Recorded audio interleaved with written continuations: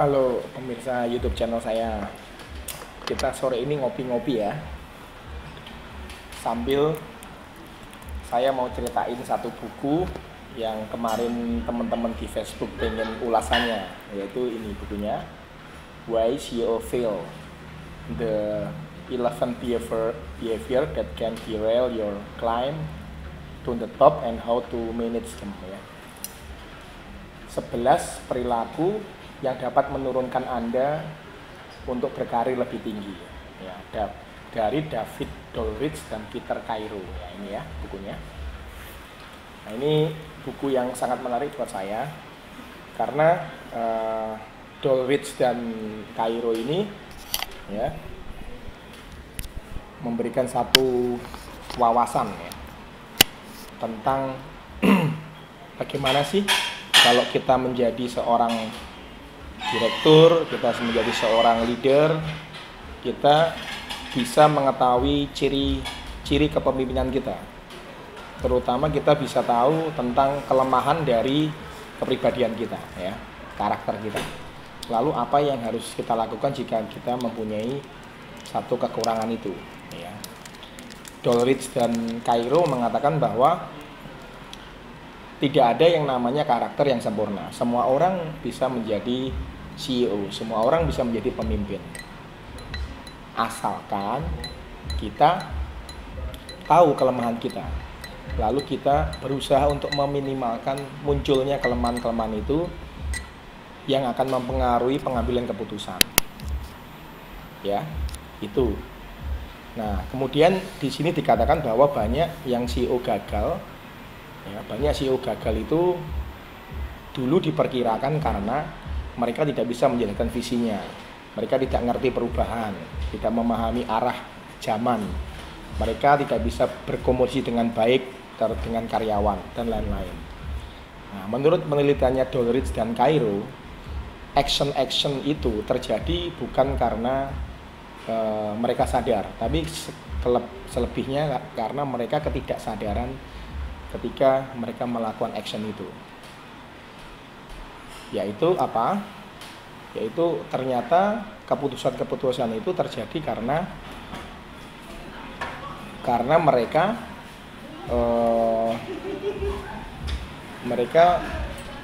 tidak menyadari kelemahan dari kepribadian itu, kepribadian yang mereka miliki, ya, yang menyebabkan mereka melakukan satu kesalahan fatal ketika melakukan keputusan bisnis. Nah, menurut Dolrich dan Cairo ini ada 11 perilaku yang dapat menyebabkan kita sebagai pemimpin memiliki kualitas pengambilan keputusan yang salah, yang kurang tepat. Nah, kalau kita nanti diarahkan pada kalau kita sebagai pribadi kita harus tahu nih dari 11 itu mana yang menjadi karakter negatif kita. Nah, misalkan saya adalah orang yang nanti oleh Dolrich dan Cairo disebut sebagai orang yang masih mischievous, ya, seorang yang menggalakkan segala cara, seorang yang cenderung pengen breakthrough, pengen inovatif. Itu ada sisi positifnya dan ada negatifnya kata Dolrich dan Cairo ini. Demikian juga saya mungkin termasuk orang yang eksentrik, orang yang fun. Tapi akibatnya fun adalah banyak hal-hal pekerjaan yang tidak tuntas saya selesaikan. Nah, bagaimana saya bisa tahu tentang kelemahan diri saya dan bagaimana saya mengatasinya sehingga saya menjadi seorang leader yang lebih baik. Nah, buku CEO Fail ini cukup memberikan arahan kepada saya untuk saya sadar nih, Angke itu posisinya di mana, saya ini posisinya apa, kelebihan saya apa, kelemahan saya apa. Nah, kemudian saya menyadari, kalau saya eksentrik berarti saya harus mengurangi kadar eksentrisitas saya. Namun saya memperbesar kadar kehati-hatian saya misalkan. Oke, balik lagi ke buku ini, ya. Ada 11 karakter yang membuat kita, ya, cenderung tidak bisa naik ke atas menjadi seorang direktur utama, atau cenderung tidak bisa menjadi seorang leader yang efektif. Apa itu? Nah, kita bahas satu persatu ya. Yang pertama adalah arogan. Ya. Sikap yang membuat seorang pemimpin itu tidak bisa menghasilkan satu keputusan yang baik, yang berkualitas, itu adalah arogan. Ya. Arogan itu sisi negatifnya dari satu kepribadian yang namanya percaya diri. Ya. Jadi arogan itu kalau adalah bentuk yang berlebih dari self confidence. Ya. Kalau self confidence kan memang harus ya, seorang pemimpin memang harus self confidence. Tapi kalau self confidence-nya terlalu tinggi, itu kemudian menjadi arogan. Arogan artinya mengatakan bahwa pendapat dia benar dan pendapat semua orang lain salah. Nah, itu namanya arogan. Ya. Di sini diceritakan adalah bagaimana ada satu sosok namanya Linda. Ya, Linda adalah tipikal seorang CEO yang sukses meniti dari bawah. Ya, dia kuliah di Harvard Business School, kemudian dia pernah kerja sebentar di McKinsey. Kemudian karena dia kepintarannya dia, kecerdasannya dia, maka dia bisa menaiki posisi direktur secara cepat. Ya. Namun karena kepercayaan diri dia begitu tingginya, ya, pada saat dia jelang menjadi direktur, mungkin menjadi GM, ya, dia kemudian berubah personalitinya, jadi overconfidence kemudian menjadi arogan. Nah, contohnya adalah Linda kemudian selalu mengatasnamakan jika keberhasilan itu adalah keberhasilannya dia, bukan keberhasilan tim. Dan ketika dia dikritik, dia akan berkata, ya inilah saya. Nah, kalau Anda sering berkata seperti itu, berarti itu tandanya Anda sebagai arogan. Ya. Oh iya, ya ini perusahaan ini sukses karena saya sebagai general manager, karena saya mengambil keputusan strategis ya. Tapi ketika Anda dikritik, ya, kamu harusnya tidak demikian. Kemudian kita akan menjawab, ya silakan terima, inilah saya. Nah, itu namanya sebenarnya arogan. Nah, sebagian pemimpin, kata Doleritz dan Cairo, itu tidak sadar bahwa dirinya itu arogan, ya, tidak sadar. Makanya itu kita harus melakukan self assessment, ya, penilaian terhadap diri kita sendiri, apakah kita ini arogan atau enggak gitu ya. Nah, Doleritz and Cairo mengatakan bahwa kita bisa mengenali tanda-tanda kalau kita ini arogan, kalau saya arogan. Yang pertama adalah bawahan saya nggak mau kasih data yang benar. Menginterpretasikan data yang hanya sesuai dengan dunianya sehingga membuat orang malas memberikan masukan. Nah, itu. Jadi karena seorang arogan itu menginterpretasikan dunia itu adalah dia dan dia adalah dunia, maka kemudian bawahannya pemimpin itu menjadi malas untuk kasih masukan, kasih feedback, nanti juga dianggap salah kan gitu kan. Jadi kalau misalkan Anda menemukan orang-orang bawahan Anda itu malas memberikan masukan kepada Anda mungkin harus cek apakah Anda arogan atau tidak. Kemudian biasanya orang yang arogan itu membuat orang lain nggak mau tanggung jawab. Kata Doleritz and Cairo, ya, karena dia merasa tidak memiliki dari sebuah keputusan itu. Karena apa? Seorang yang arogan biasanya memaksakan keputusannya, sehingga ketika keputusan itu dijalankan, ya otomatis bawahan tidak mau dong mempertanggungjawabkan dari pekerjaannya itu. Ya. Kemudian karakter pemimpin yang arogan membuat change management itu tidak jalan. Ya. Artinya apa? Artinya perusahaan itu hanya menggantungkan pada satu orang saja. Ya. Sedangkan perubahan kan mungkin akan lebih baik jika dipahami oleh beberapa orang. Ya. Kemudian regenerasi juga tidak akan jalan karena pemimpin yang arogan biasanya tidak bisa mempunyai calon pengganti yang lain. Ya. Tapi jangan khawatir, solusinya juga dikasih dari Doleritz and Cairo ini, yaitu pemimpin yang arogan harus melakukan self assessment, ya, tentang arogansinya dia. Ya. Ada tesnya di sini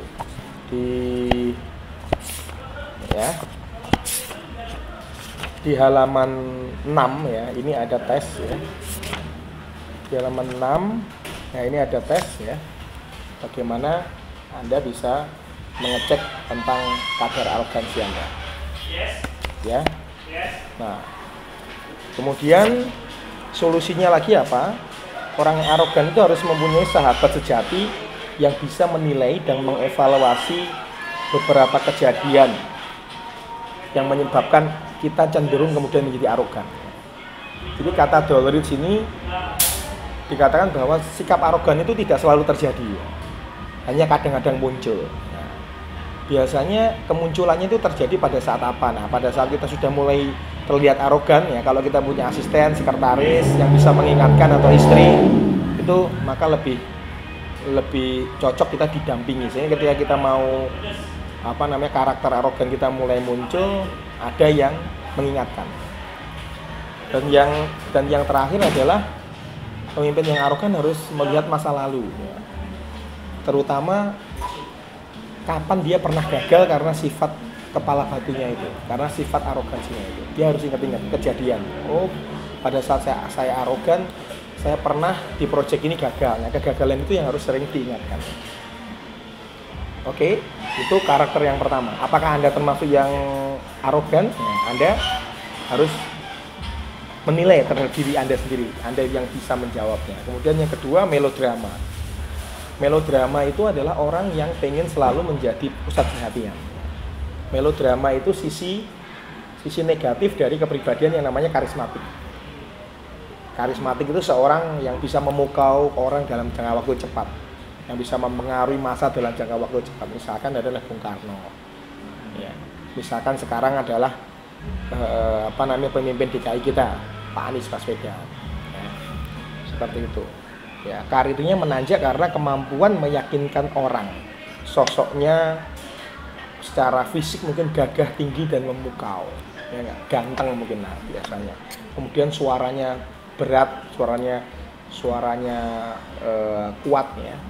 Kemudian dia talkative, suka ngomong, jargon-jargonnya bagus. Nah, itu adalah tanda-tanda orang yang melodramatik.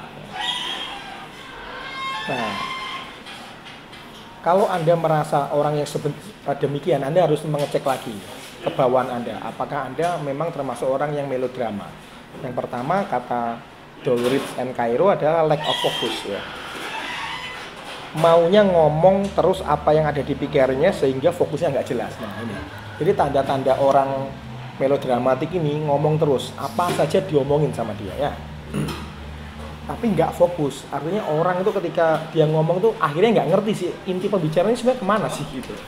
Inti isunya kemana gitu kan. Kemudian dia biasanya failure to develop, ya.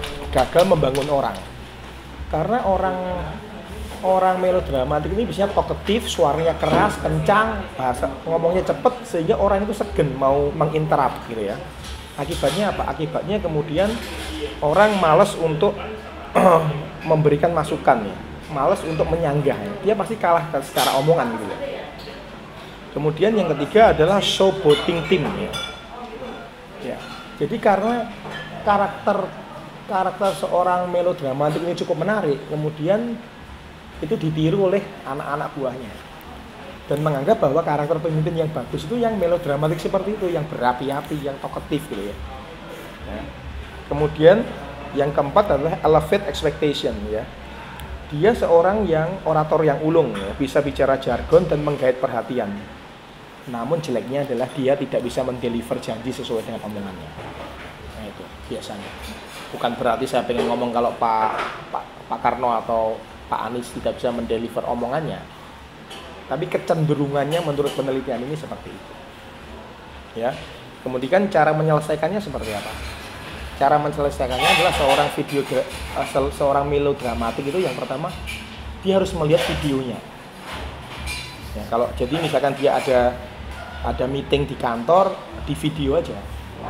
Berapa persentase dia mendominasi pembicaraan? Nah, kalau dia terlalu mendominasi berarti sebenarnya dia seorang yang melodramatik, terlalu banyak ngomong, nggak mau dengerin, yang lain denger dia ngomong kan gitu, ya. Kemudian dia harus tahu kapan juga ketika kecenderungan dia ngomong itu terjadi, dia harus bisa mengeremnya. Nah, kemudian yang ketiga adalah dia harus banyak mendengar dan merefleksikan. Jadi tantangannya memang kalau udah lahir menjadi seorang yang karismatik itu adalah mengerem omongannya, banyak dengerin, nah, itu harus. Ya. Kemudian yang ketiga ini kita masuk karakter yang ketiga namanya volatility. Ya. Jadi volatility itu maksudnya adalah orang yang moody, seorang pemimpin yang moody. Anda pernah kan ketemu seorang pemimpin yang moody? Ya? Tandanya adalah kalau Anda pengen ketemu si bapaknya itu, si pemimpin itu, Anda akan bertanya sama sekretarisnya atau bertanya pada bawahannya, gimana kadar cuaca hari ini kan gitu kan, ya enggak? Bapak suasana hatinya gimana, dia lagi seneng atau enggak? Kalau suasana hatinya seneng, Anda masuk meskipun Anda kasih kabar buruk, dia akan seneng. Tapi kalau dia cuaca emosinya lagi nggak bagus, Anda kasih berita baik sekalipun dia pasti akan marah. Nah seperti itu. Jadi seorang volatile, jadi emosinya nggak stabil.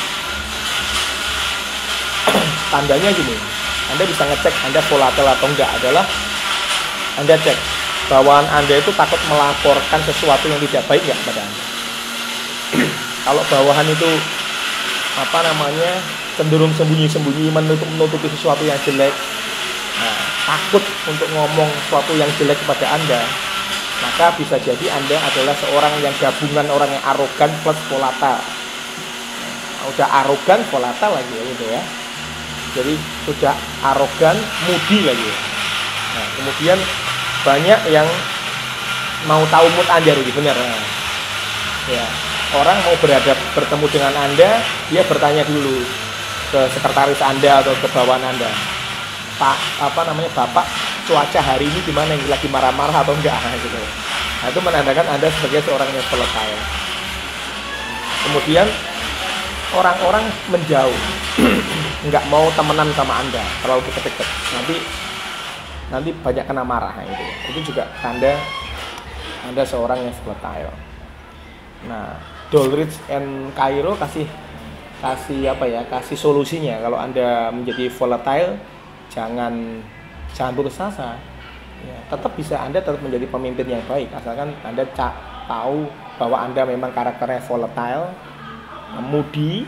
Terus Anda bisa memanage kemudiannya Anda ini. Moody Anda ini harus di-manage. Caranya adalah yang pertama, tunjuk orang kepercayaan untuk mengingatkan kalau Anda mulai temperamental. Jadi Anda harus punya sekretaris, punya istri atau punya bawahan itu yang tidak temper. Kalau Anda temper, lawan temper, ya api ketemu api, kobong Pak, kebakar gitu ya. Ya, jadi Anda harus punya bawahan yang lebih adem dan dia bisa mengingatkan, Pak, mohon jangan marah Pak, mohon jangan temper Pak, kan gitu kan. Kemudian belajar dari masa lalu juga. Ya. Asisten Anda harus mengingatkan kapan Anda berbuat salah karena Anda temper. Misalkan, ingat nggak Pak, gara-gara Bapak temper, Bapak mukul ibu, sekarang Bapak cerai loh. Gara-gara moody ya. Kemudian karakter berikutnya keempat adalah excessive caution atau terlalu berhati-hati. Ini agak berbeda dengan karakter yang nomor 1 sama 3 tadi ya. Ini orang yang terlalu berhati-hati. Orang yang terlalu berhati-hati itu excessive ya. Nah, itu sebagai bentuk berlebihan dari prudence kalau bahasa Inggris, atau berhati-hati. Berhati-hati baik, tapi kalau terlalu berhati-hati itu juga kurang baik lagi. Contohnya apa? Anda bisa mengenali Anda itu orang yang terlalu berhati-hati atau tidak sebagai pemimpin, itu ciri-cirinya sebagai berikut. Yang pertama, Anda seorang yang eksesif. Jika Anda adalah orang yang nggak mau mecat karyawan meski terbukti salah, nah, itu hampir pasti Anda seorang eksesif yang terlalu hati-hati. Udah karyawan itu berbuat salah, udah nyolong 3 kali, masih Anda pikir-pikir untuk memecatnya ya. Seorang leader yang eksesif biasanya dia cenderung tidak mau memecat anak buahnya meskipun itu salah. Kemudian yang kedua adalah mengetahui lebih banyak berteman ya, mengetahui lebih banyak dan berteman ya. Nomor 2 adalah dia mempelajari namun tidak bergerak. Nah, eksesif. Nah, tadi dia nggak mau ngambil keputusan untuk memecat orang. Kemudian yang kedua adalah kecenderungannya adalah seorang pemimpin ini banyak nyari data, banyak belajar, tapi nggak melakukan apa-apa. Karena apa? Dia takut bertindak, dia takut salah, dia takut berhati-hati. Dia sangat berhati-hati. Kalau yang lain belum melakukan, dia nggak akan melakukan. Nah, itu namanya eksesif. Ya, kemudian cirinya berikutnya adalah kalau Anda seorang leader yang eksesif itu Anda nggak suka berdebat. Nggak suka berdebat, nggak suka berdiskusi dengan orang lain, terutama yang kontra terhadap Anda. Karena apa? Anda tidak pengen melukai hati dia. Jadi Anda juga berhati-hati dalam membangun relationship. Ya. Lalu solusinya apa? Solusinya adalah kalau kita sudah merasa kita seorang yang eksesif, seorang yang terlalu berhati-hati, maka kita harus yang pertama, kita harus kalau kita mau ngambil keputusan, kita harus ambil buku, ya. Kemudian kita catat nih. Nah, hal-hal apa yang harus kita prioritaskan dan harus diputuskan pada saat itu. Jadi harus diputuskan. Seorang eksesif adalah seorang yang cenderung nggak mau ngambil keputusan. Makanya harus dipaksa untuk ngambil keputusan dengan apa? Dengan dibikin daftar apa yang harus diputuskan dan kapan harus diputuskan. Kemudian mengetahui dan lebih banyak berteman. Nah, seorang eksesif ini biasanya merasa datanya kurang terus untuk mengambil keputusan. Kalau datanya nggak lengkap, dia nggak akan mengambil keputusan. Makanya itu apa? Ya solusinya ya dia diajak jalan-jalan, ya. Diajak mengelilingi pabrik, diajak tahu alat produksi, diajak tahu klien, diajak kemana-mana. Jadi bos ini harus diajak kemana-mana biar perspektifnya semakin luas, ya, semakin percaya diri dia mengambil keputusan. Lalu diajak berteman juga, ya, direktur yang lain itu seperti apa, perusahaan yang lain seperti apa. Jadi dia kemudian confidence levelnya akan naik. Kemudian terakhir adalah dia memang harus melawan rasa takut sih. Jadi bagaimana caranya dia harus melawan rasa takutnya. Nah itu. Nah, kita udah sampai di karakter nomor 4. Nah, karakter kelima yaitu habitual distrust. Ya. Habitual distrust itu maksudnya orang yang nggak percaya pada orang lain. Nah, orang yang paranoid. Ya. Sisi positif dari satu kepribadian yang namanya antisipatif. Jadi sebelum ketemu orang, dia akan melihat ya, aku antisipasinya seperti apa agar aku tidak rugi. Ya. Orang ini maunya apa, dia sudah membayangkan itu sebelum ketemu dengan orang. Tapi karena dia cenderung terlalu ekstrim dalam melakukan kepribadian itu, perilaku itu, maka kemudian dia terjebak pada rasa paranoid. Rasa paranoid itu tandanya apa? Yang pertama adalah kalau kita ini selalu skeptis sama motif orang lain. Misalkan kalau ada orang jualan, skeptis kita adalah orang jualan itu pasti akan membodohi saya, mengelabui saya. Padahal tidak semua orang jualan itu pengen mengelabui kita. Tapi karena Anda orangnya adalah seorang yang habitually distrust, seorang yang nggak percaya apapun, Anda kemudian berpikir bahwa semua salesman itu adalah melakukan upaya manipulatif. Kemudian kita juga bisa mengukur diri apakah kita habitually distrust sebagai leader adalah ketika anak buah kita juga selalu pengennya main aman. Nah itu mainnya aman. Kalau sama apa namanya sama Pak Kin, ya, saya maunya main aman lah. Saya maunya laporan yang normal aja lah. Saya nggak mau laporan yang terlalu bombastis atau inovatif jadi salah. Nah gitu kan. Nah yang terakhir adalah cirinya adalah juga kalau kita susah bekerja sama dengan orang lain.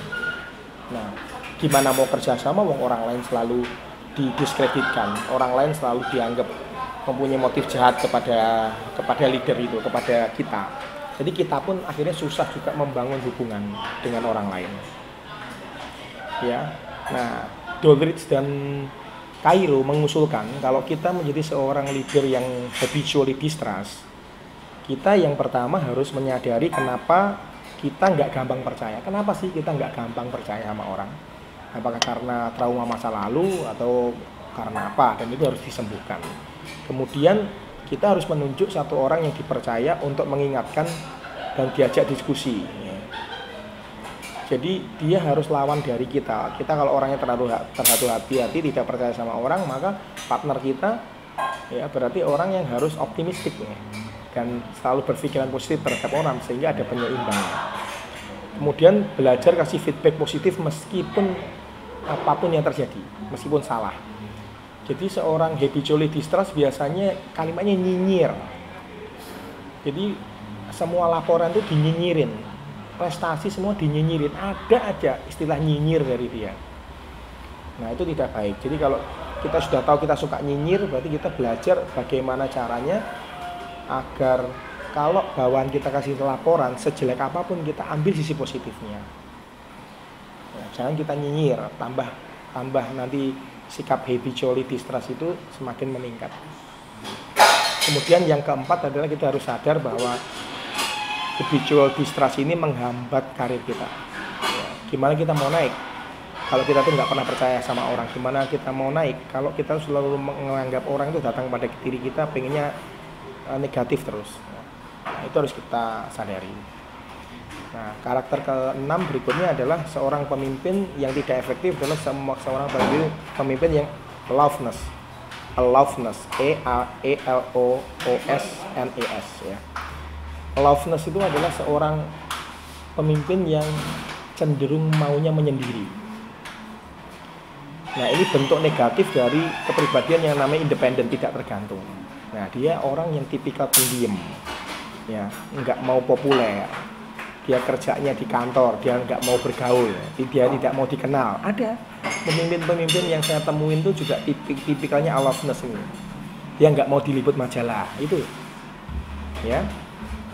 Tanda-tandanya adalah kalau kita sebagai pemimpin yang aloofness itu adalah yang pertama adalah suka apabila tidak terlihat. Kebalikan dari seorang tadi ya, apa namanya, Mas Rumah Pinus, apa namanya, kepribadiannya apa? Kebalikan dari apa? Seorang yang apa? Yang selalu mendapat sorotan tadi apa? Melodramatik. Nah, kebalikan dari seorang yang melodramatik, yang selalu ingin diperhatikan. Nah, ini aloofness ini orang yang malah nggak mau diperhatikan. Kalau diperhatikan dia malah marah. Kemudian dia seorang yang tidak mau berkonflik. Nah, kemudian dia juga susah ditebak apa maunya, ya. Karena dia cenderung pendiam, ya. Mau senang ya diam, mau sedih ya diam. Orang jadi nggak tahu kapan nih bapak ini sedih atau diam. Jadi susah menebak apa maunya. Dan yang terakhir adalah biasanya perusahaan itu menjadi dingin, nggak ada greget. Orang aloofness tuh paling nggak suka yang namanya kata-kata motivasi, gambar-gambar motivasi, tempel-tempel atau yel-yel atau slogan-slogan atau nyanyian-nyanyian, dia nggak senang. Makanya kalau masuk ke perusahaan dia cenderung diem, adem gitu, nggak ada semangat. Jadi nggak ada motivasi, orangnya nggak semangat, nggak banyak orang yang bicara itu kemudian dinilai dia terlalu banyak bicara, kemudian salah kan gitu ya. Ada yang kayak ini, yang pendiam, ya. Apakah Anda pendiam atau Anda kerja di perusahaan yang dipimpin oleh orang pendiam? Apakah Anda sama seperti itu ya? Mungkin bisa dicek. Nah, solusinya apa? Solusinya yang pertama, orang pendiam ini harus dirubah mindsetnya. Si pemimpin ini harus sadar bahwa mengenal orang itu juga penting, bukan hanya masalah pekerjaan. Karena apa? Biasanya orang yang aloofness ini adalah orang-orang di bidang keuangan. Pengennya ngerjain kerjaan secara tuntas. Jadi task oriented, people orientednya kurang. Kemudian yang kedua, pada saat nulis presentasi, katanya Dollrit and Cairo ini orang aloofness harus menyisipkan kata-kata motivasi di balik angka-angkanya. Dia harus belajar cara memotivasi orang, dia harus menyisipkan kata-kata motivasi. Kalau bisa di ruangannya juga dikasih kata-kata motivasi. Jadi biar dia itu menganggap bahwa tugas itu juga ada sisi humanistiknya, sisi kemanusiaannya. Dan yang terakhir adalah fokus pada dampak. Fokus pada dampak itu maksudnya gimana? Kadang kalau kita nggak tahu apa yang mau kita sampaikan, itu justru membuat orang lain juga kebingungan. Nah, dia harus tahu dampak dari kediaman dia itu tidak selalu emas. Nah, karena dia seorang direktur, dia tidak bisa diem dong. Dia harus berkomunikasi dengan orang lain kan gitu kan. Nah, kita sampai di nomor 7, tapi saya mau ngopi dulu ya. Sudah kering nih tenggorokan.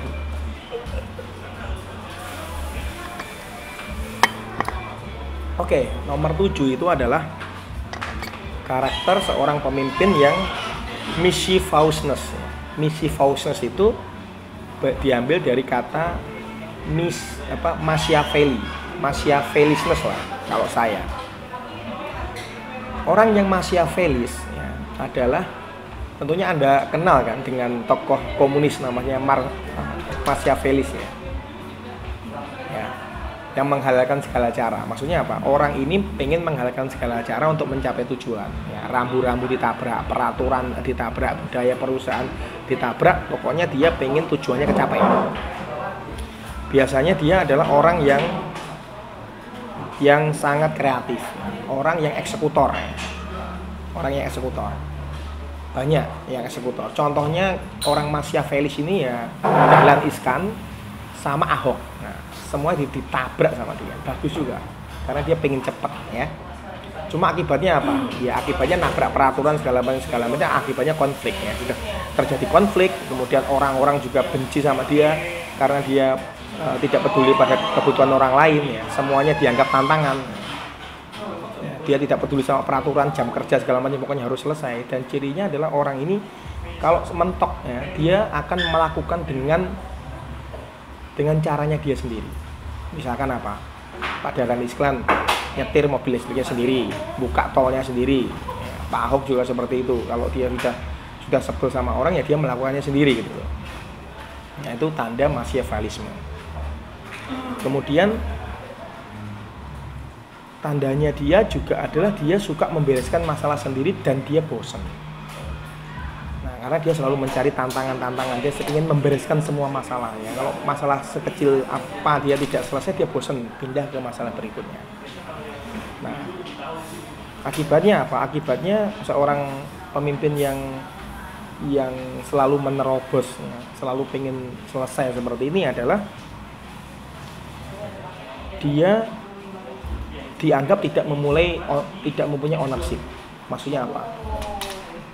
Karena dia pengen semuanya selesai ya, dianggap dia nggak punya komitmen sama satu tugas tertentu karena semuanya dianggap harus selesai kan, gitu.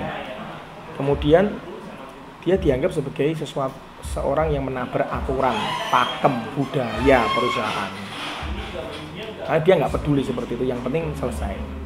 Nah, untuk mengerem kadar Machiavellisness seperti ini, maka Doldrich dan Cairo mengatakan bahwa orang ini harus mulai membaca peraturan ya. Dia harus memahami peraturannya. Kemudian dia harus merasa bertanggung jawab terhadap apa yang dilakukan ya. Jangan kemudian ketika itu gagal kemudian itu disalahkan ke bawahannya. Nah, seperti itu. Orang yang Machiavellis itu cirinya adalah kalau gagal dia nyalain anak buahnya. Nah, makanya anak buahnya jadi tidak suka gitu ya. Kemudian yang ke-8 adalah karakter seorang yang eksentrik ya. Seorang direktur pasti orang eksentrik. Eksentrik sebenarnya sisi negatif dari kepribadian yang dinamakan fun atau orang yang menyenangkan. Orang terlalu menyenangkan, pengen menyenangkan semua orang itu menjadi kemudian eksentrik. Ya. Orang yang pengen kelihatan keren, kelihatan berbeda ya. Contohnya adalah apa? Kalau Anda seorang yang eksentrik itu bisa dilihat dari sifat-sifat Anda. Yang pertama adalah Anda orangnya adalah cenderung menyukai hal baru. Sesuatu yang baru, apapun baik buruknya Anda lakukan. Anda suka beli sesuatu yang inovatif ya. Sesuatu yang handphone yang inovatif Anda beli, mobil inovatif Anda beli, gadget yang inovatif Anda beli. Kemudian seorang eksentrik biasanya melakukannya sendiri ya. Kalau nggak mau yang lain melakukan. Jadi ya udah. Nah, ini gabungan dari yang tadi Machiavellisness itu ya. Nah, dia nabrak terus dia eksentrik ya udah. Menabrak aturan, kemudian dia juga seorang eksentrik ya udah. Kalau nggak ada yang mau melakukan, aku mau melakukannya sendiri kan gitu kan.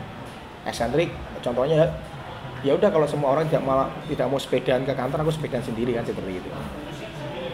Ya, kemudian orang anggap Anda tidak serius ya.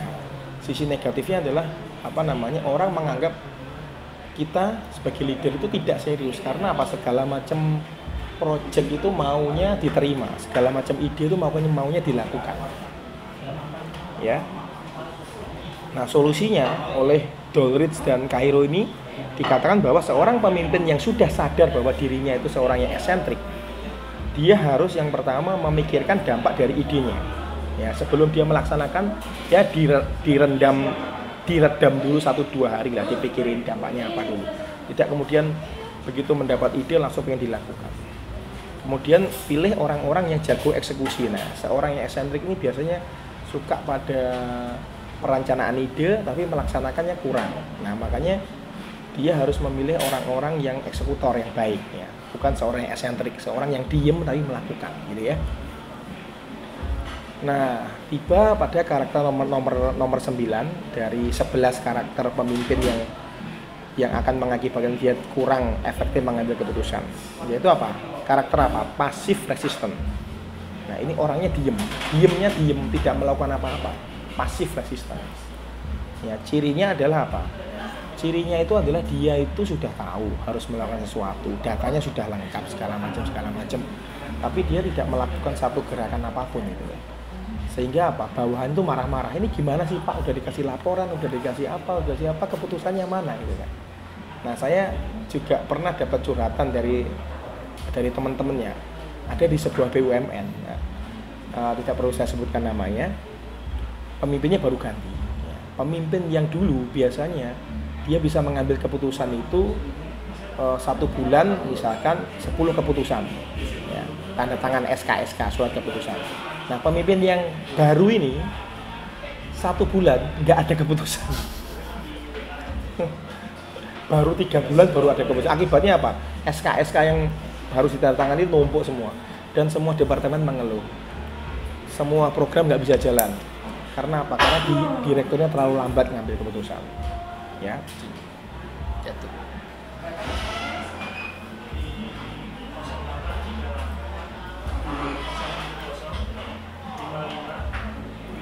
Nah, kemudian sikap berikutnya yang nomor 10 adalah seorang pemimpin yang perfeksionis. Ya, perfeksionis ini lawan bentuk buruk dari yang namanya attention to detail. Ya, pasti kalau seorang pemimpin itu harus attention to detail, harus paham detail-detailnya sampai ke kecil-kecilnya. Cuma kalau terlalu attention to detail, akibatnya perfeksionis. Orang perfeksionis itu maksudnya adalah orang yang memedulikan hal-hal yang kecil yang nggak penting, kemudian menafikan hal-hal yang besar yang penting malah, gitu ya. Misalkan kalau ada laporan, ya, seorang perfeksionis, bos yang perfeksionis itu akan melihat fontnya benar atau tidak, rapi atau tidak, warnanya cocok atau tidak. Kalau laporannya benar tapi salah ketik segala macam, dia akan marah, dia akan balikin semua laporannya gitu. Anda salah pakai parfum, ketemu dia aja udah salah gitu. Ya, Anda salah pakai kaos kaki aja bagi dia itu penting gitu. Nah, jadi itu seorang yang perfeksionis. Semua harus terlihat perfect. Akibatnya apa? Akibatnya dia akan terjebak pada kesibukannya dia sendiri gitu ya. Contohnya saya punya seorang teman konsultan di perusahaan konsultan juga, dia seorang yang perfeksionis. Akibatnya apa? Dia nggak bisa delegasi. Semua proposal harus lewat approval dia. Nah, approval dia kan susah. Ya enggak? Salah ketik salah ini salah, semua harus ngikut logika dia. Jadi padahal tiap orang kan punya logika sendiri-sendiri. Akibatnya apa? Akibatnya dia sampai umur 50 tahun itu pekerjaannya adalah tetap menyeleksi proposal, tetap mengoreksi proposal sampai umurnya 50 tahun. Nah, akibatnya apa? Akibatnya junior konsultannya pada kabur semua. Karena apa ya? Karena terlalu perfeksionis. Apa-apa salah, akibatnya konsultan juniornya kabur semua kan gitu kan. Kemudian nggak bisa radikal berubah. Yang orang perfeksionis biasanya nggak terlalu bisa berubah mengikuti zamannya. Kemudian gagal memahami perubahan dan stresnya. Orang yang perfeksionis kebanyakan tugas proposalnya segini harus dia cek, semua harus dia cek. Ya, gudang harus dia cek, segala macam harus dia cek, dia sendiri yang harus melihatnya, orang lain nggak boleh dikasih wewenang. Akibatnya apa? Ya dia stres akibatnya.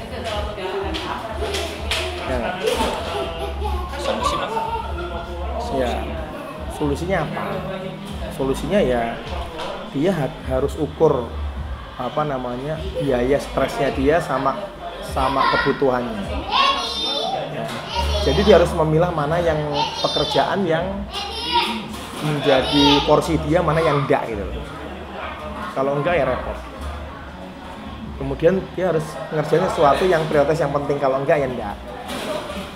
Jangan pekerjaan-pekerjaan terlalu kecil sampai mengepel meja pun dia komentari kan gitu. Mengepel lantai pun dia komentari kan. Dan yang terakhir adalah saudara-saudara, itu adalah eagerness to please. Dia seorang pemimpin yang coba menyenangkan semua orang. Ini sisi berlebihan dari orang yang ingin bersikap adil. Dia pengen nggak punya musuh, pengen semuanya senang.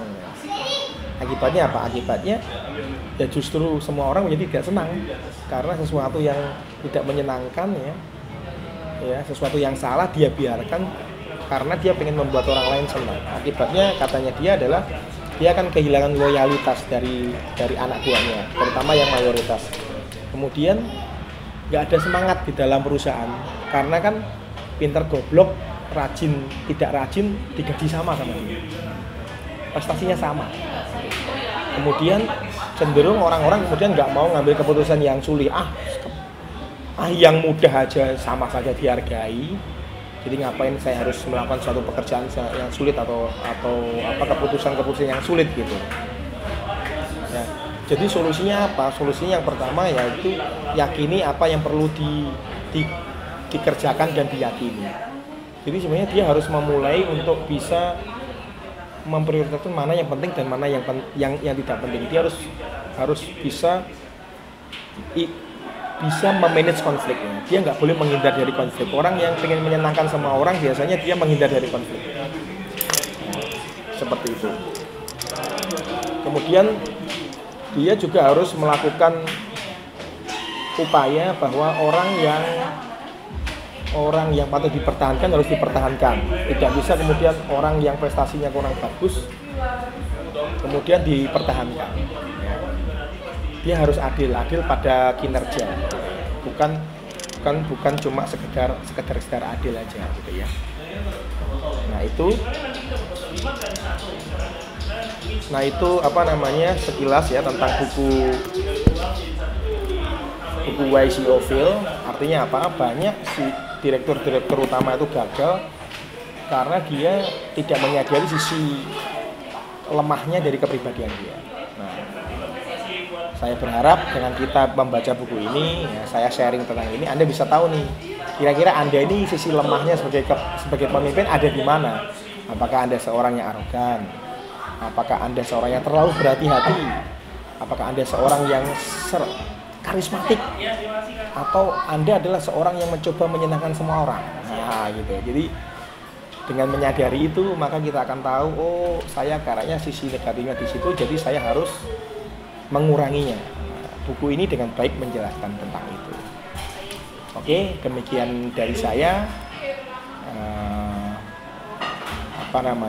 Demikian dari saya. Kemudian apabila teman-teman ingin bertanya, nanti silahkan komen di YouTube channel kita dan juga di Facebook kita. Kalau perlu kita akan adakan seminar mengenai ini ya. Jangan lupa tetap optimis terus di dalam berbisnis ya. Jangan peduli pada kelemahan Anda, tapi Anda harus tahu kelemahan Anda dan Anda harus bisa mengelolanya. Begitu juga dengan bisnis, Anda harus tahu kelemahan bisnis Anda dan Anda harus memperbaikinya terus-menerus. Ya. Oke, wassalamualaikum warahmatullahi wabarakatuh.